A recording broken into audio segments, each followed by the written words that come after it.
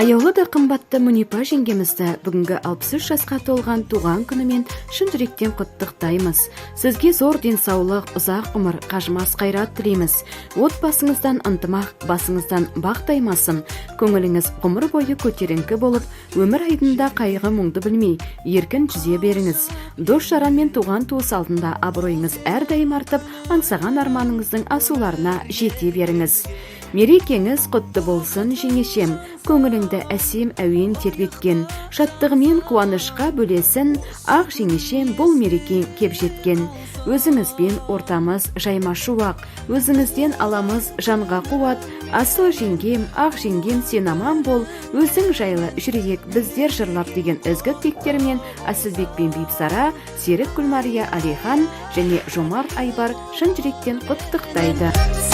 Ғұмыр менен өмірің нұрға толсын.